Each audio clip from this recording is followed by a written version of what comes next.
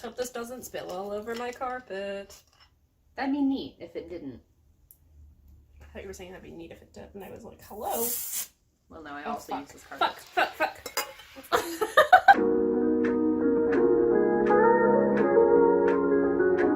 Hey y'all, my name is Izza. Welcome back to Storm of Word, and also Sarah's apartment. This is Sarah. Hi. You're so gay? I am so gay, but what I meant to say is that I'm very happy I get to talk about this book in English. It's not a book even, though. It's a pièce de théâtre. Une pièce de théâtre. Play. I think they know what it means. It's a pretty close homonym. Pièce does not sound like play. Sounds like a piece of theater. It could be a scene. One scene. I, for one, am recognizing the privilege that not everybody's first language is English, and they might not make that connection, Sarah. You have like 6 subscribers. I have 40. Wow. Get off your high horse, 67. Have you looked at your analytics to see what country they're in? No, because numbers aren't everything to me. No, so it's I not ignore about them. I mean, like, where the people are coming from. Honestly, didn't know you could do that. Yeah, that's a thing you can do. Well, we're learning things today. Demographics. Today I'm gonna learn you about the Tartuffe. Oh my god. Let's fucking play! Jesus Christ. Where do I start, Sarah?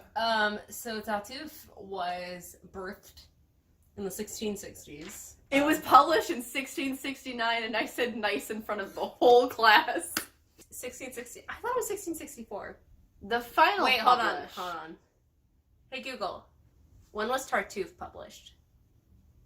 The date of first publication of Tartuffe is May 12, 1664. Right.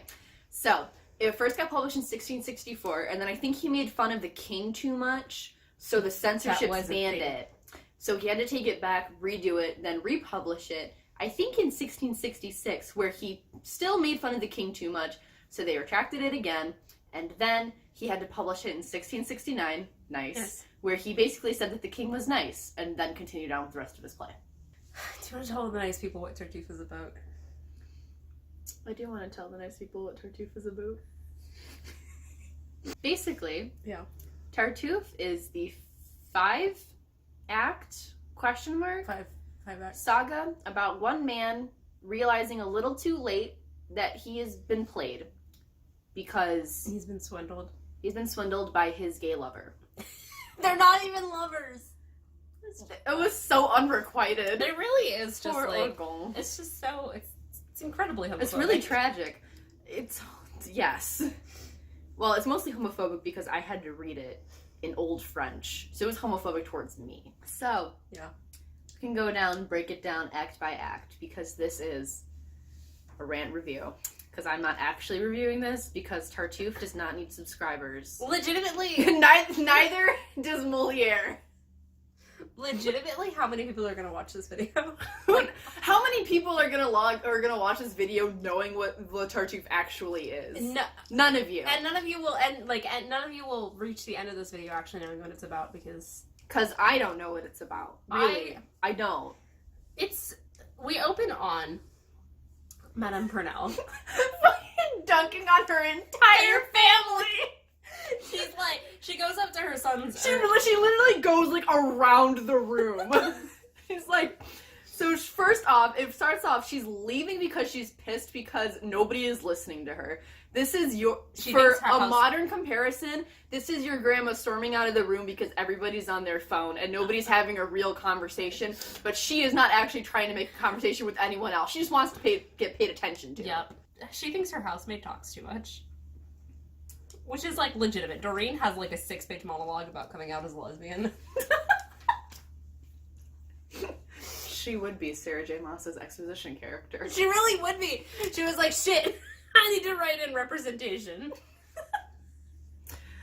Well, I swear to God that happened, though, because Marianne was like, what will we do? And Doreen had, like, a whole page of what we should do. No, Doreen, like, literally, I swear to God, this housemaid, she probably sits alone in her bedroom at night and is like, I need to school this fucking family. They don't know what's going on. She's got to prepare her speeches so that nobody interrupts her. She's ready. Like, you know when you're proposing something to your parents and you know that they're gonna say no, but you gotta, like, bring out the PowerPoint and, like, break down the facts? That's how I got That's... a lizard, actually. I had a whole PowerPoint. Do you still have a lizard? No. Anyways, so Doreen is the only character that knows what's up. Doreen is the only character with rights, to be entirely honest. She really is. She's like, hey, so this man who has invaded our home. Literally, that is what the Tartuffe is.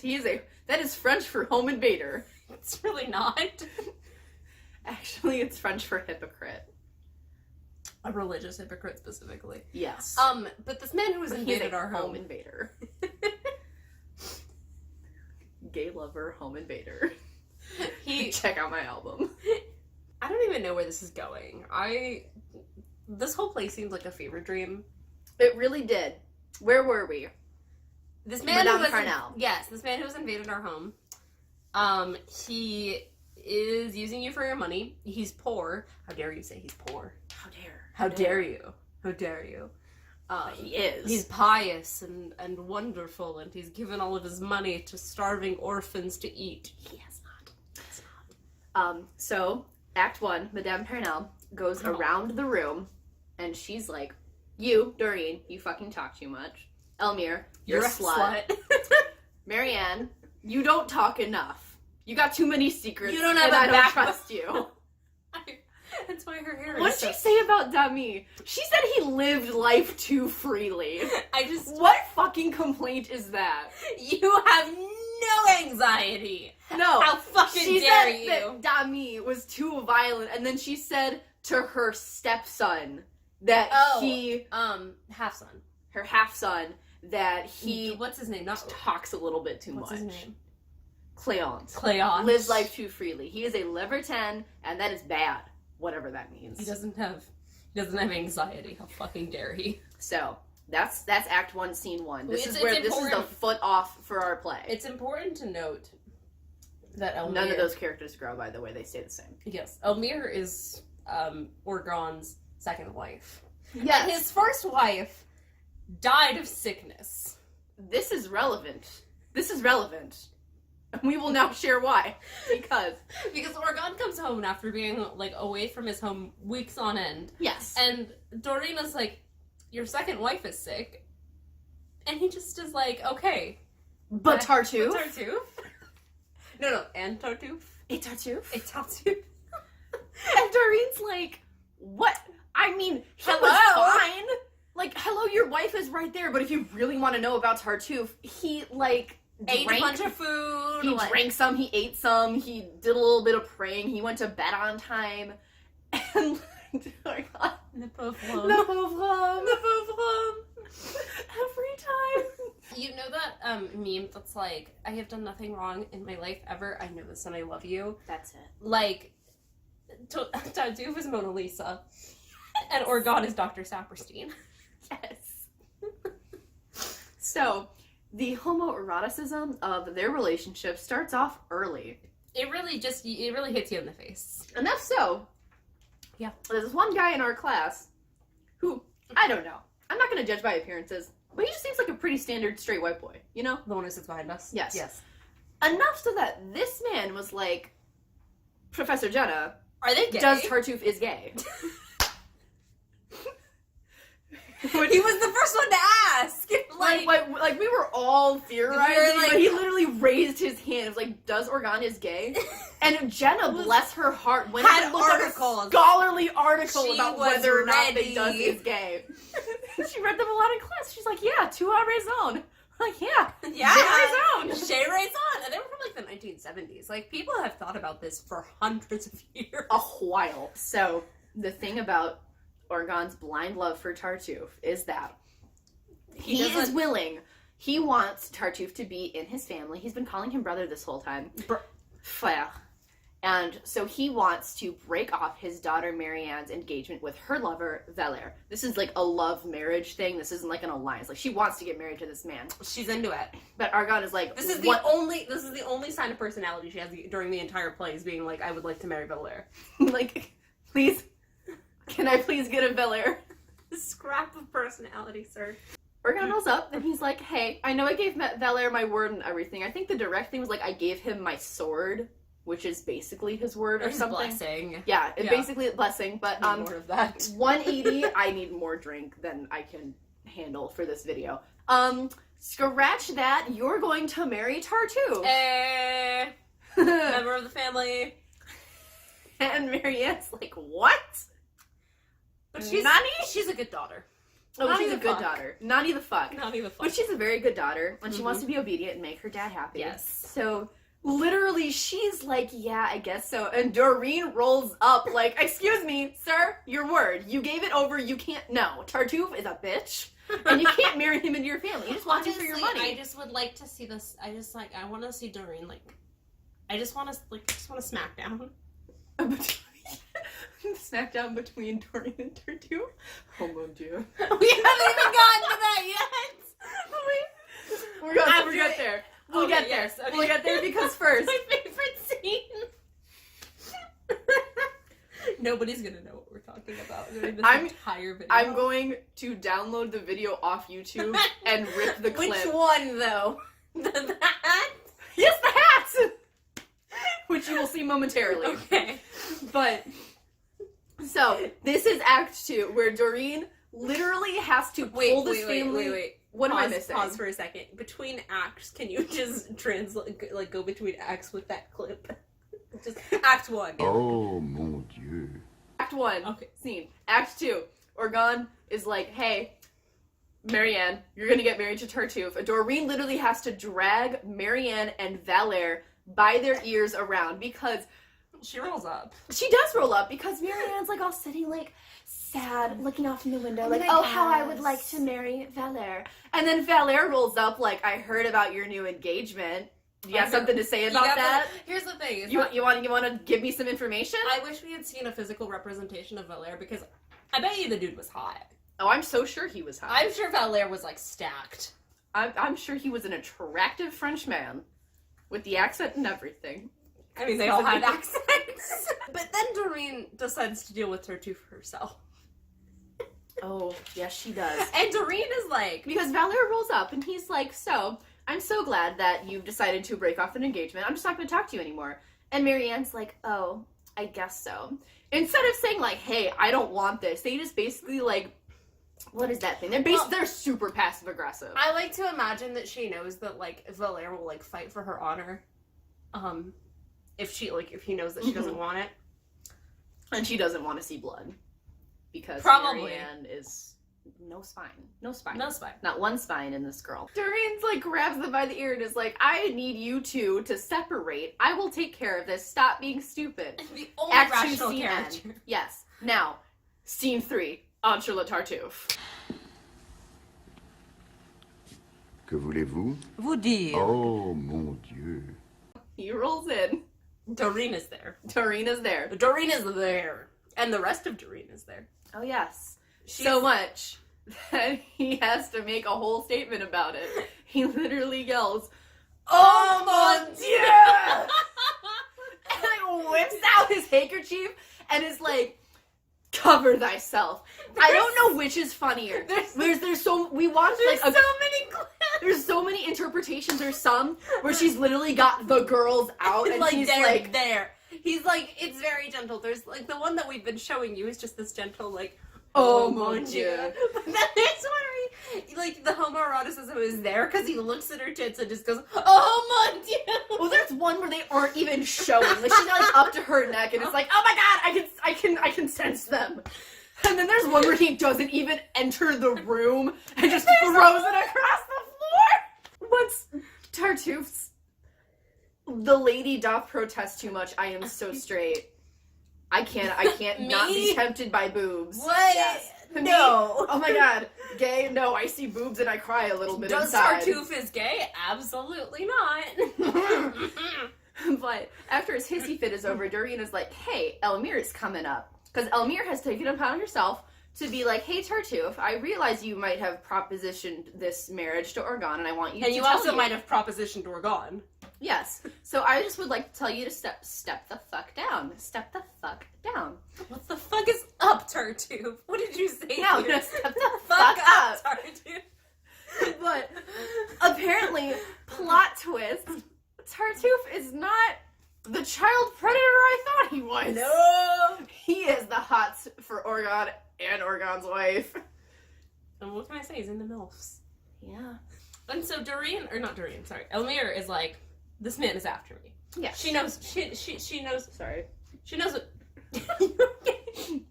I'm having a moment. It sounded like some primordial, like, monster was sitting inside your chest and was like, release me. And Tartuffe heard the mention of Elmire and possessed me for a second. Between this conversation where Elmire is like, hey, I'm gonna need you to not, and Tartuffe is like, okay, but what if I fuck you instead? And Elmire's like, are you not a man of the church? And he's like, yeah, I'll teach you all about God. So, he wants to know her in the biblical sense. Mm-hmm. So, during this whole time, Dami is hiding behind, like, a dresser or something. I forgot about that. Oh, I've never forgotten. As soon as this happened, I was straight like, what the fuck, the entire rest of this play, because Dami is like, pops out of it, is like, ha, gotcha, bitch. So he runs and gets Orgon, and he's like, Orgon, I literally caught this man trying to pass a move on your wife. And Orgon is like... That's his stepmom, by the way. Yeah, that is his stepmom. Yeah. So Dami drank his respecting women juice. He really did. He doesn't care who... He doesn't care about Elmire's relationship to him. He's like, hey, this motherfucker is making a pass on your woman. And she's like... She's telling him to stop, and he's not. I just need you to, like, have this proof that you need to kick him the fuck out. And Orgon is, like, immediately 180s and is like, Dami, you violent bitch, get out of my house. I was like, you, Tartuffe, everyone's making fun of you and nobody likes you. I'm gonna show them. I am going to let you be around my wife all the time. My gay lover is a bitch and I like him so much. That will teach them. You can be around my wife as much as you want all the time. That'll teach them. Sit in her lap. Like, sit in her lap. Honestly, respecting women juice. Yeah. Let's drink it. And then, Dami has been thrown out. The violent bitch. There's a small scene where Cleon is like, hey, Tartuffe, man of God, don't you think that maybe you should forgive Dami a little? And Tartuffe is like, God says a lot of shit about forgiveness, but he didn't say shit about me having to live with him. I'm like, hi. Touche. And then table scene. Oh, okay. So table scene. So Elmire is like, I can't believe you did that. I'm gonna show you the truth. Yes. And so she's like, hide under this table and watch him try to get with me. Literally. And there's this, and it's when we read those articles all about, sorry about that. When we read those articles all about the inherent homoeroticism of the play. Yes. There's a lot about the fact that, like, you know, he's under the table, she's on the table. Mm-hmm. Tartuffe rolls up, it starts, like, kissing on her. Yeah. Doing the whole thing, like, hikes her skirts up, and she's like, she's trying to give him the signal, and he just doesn't do anything. And there's I have a theory that he's having a fun time down there. That's the thing. That's a little bit of alone time underneath that tablecloth. Well, that's the theory, is that, like, it's inherently voyeuristic. Which is a lot. I mean, having to hear Jenna say something about explain, what's voyeurism? What's voyeurism? I forgot about that. I had a kid in class ask what voyeurism was. And Jenna's face when she realized she was going to have to explain that to, like, was everything to me. A group of, like, grown-ass people. Like, these are all grown-ass people, college students. Like, 20s, like, like, 19 to 20. Yep. So, yeah. And I just sat there, like... I wasn't making eye contact with nobody. I won't look at anybody. No. I don't want to know. Like, I don't even want to look at you. I was just like, let's pretend I don't know what this means. Yes. But. I wish I was. So, in conclusion, Orgon is the OG cuck. But it kind of, like, I mean, it's like a thing. He was into it. We all know he was into it because it got to the point where I think that Tartuffe, like, almost had his pants down, and Elmire was like, why don't you go check in the hallway for my husband? And Tartuffe was like, yeah, I'm gonna go do that. So he goes and does that, and Elmire, like, rips the tablecloth off and is like, what are you doing? What aren't you doing? You had one job. And Orgon's like, oh yeah, I can't believe this dude. I'm gonna show him. Hide him under the tablecloth again, because he needs his dramatic entrance. And this is how I know Orgon is gay. Let's just make sure let's make sure. A little bit more. A little bit longer. So finally Tartuffe comes in and is like, so your husband's not there. And Elmire's like, I know he's not. Mm-hmm. So finally, Organ bursts out from underneath the tablecloth and is like, "You bitch!" And Tartuffe is like, "Yeah, I bitch." We were supposed to proposition her together. Tartuffe doesn't like to share, apparently. This is when Organ's bullshit comes back to bite him in the ass because Tartuffe is like, "Yes, I bitch. I also bitch with the deed to your house and the strongbox of your confidential letters in which you incriminate yourself in committing a crime. So why don't you have fun with that? I'm gonna go find the cops." The French cops. Oui. The police. Le policier. Le policier. Le prince. And Yeah, there is a weird scene where Monsieur they're just Loyal, who is anything but loyal, according to Doreen. I imagine Monsieur Loyal is having like a really nice mustache. Not like a greasy one? No. It's well oiled. Oh, again? Again? Again? Tartuffe heard well oiled and he was ready. They do relatively live happily ever after because they're chilling out at home and Monsieur Loyal, who ce n'est pas loyal, he rolls up and he's like, "Well, nice to see y'all. Monsieur Tartuffe would like to evict you." I like how they sent a man ahead of time to let them know they were They sent a man ahead of time to let them know they were evicted, and then another dude showed up and was like, "Well, Tartuffe also had some incriminating papers." And Organ was like, "Well, that's unfortunate." And this is where Valere comes back in and is like, "I have a carriage ready for you." Let's fucking go. And Organ was ready to steal away in the night with another man. I understand. I mean, I would steal away with Valere. I would also steal away. I would steal away with my mental image of Valere. The real The Valere, himbo. I don't want to know. I don't want to know. I would like to see. I would like to see him as a himbo and only as a himbo. Yes. Well, they don't get to have their dramatic gay escape because Tartuffe rolls up and is like, "Haha, this is my house now." And the other dude is like, "Yes, I would like to evict you, or not evict you. I would like to arrest you. Come with us, Tartuffe." And Tartuffe is like, "Excuse me?" Oh, no. "No, you have the wrong man." You have, what accent was that? "You have the wrong man." You have the wrong man. He's like, "No, we don't." So there's like huge twist ending, and then there's like, "Haha, fuck you, Tartuffe," and then they have a dramatic celebration with Valere and Marianne's wedding, and the comedy ends in a dance. We spent a lot of time debating whether this was a comedy or a tragedy, and guy who sits behind us was like, "I'm certain somebody's gonna fucking die." He was like, ready. What was it? Yeah, Elmire being sick foreshadows that she's probably gonna die later. Well, he's like, oftentimes in plays, people die at the end. And I'm like, how many plays have you read? I mean, the ending is relatively happy. They live happily ever after. I mean, Marianne gets to marry the dude she wants to marry. Yes. And that's all we care about. Because, I mean... Yeah. I said dummy rights. Dummy does have rights, in my opinion. Okay, list of characters who have rights in this play. Doreen. Love this. Dummy. What's his name? The guy that respecting lemon juice. I think it was just Dummy. Or Gonzalo. Valere. Those three. Those are the only three. And Valere only has like half rights. But only because he's hot. He's a himbo. I like to imagine Valere as a himbo. What, 15th century French himbo? 17th century. 17th century French himbo? Yeah. I'm a fan of that. I like it. Moliere invented himbos. Alright, should we end this with a chug? We should end this with a chug because to Jenna. this makes me want to drink. Alright, to Jenna.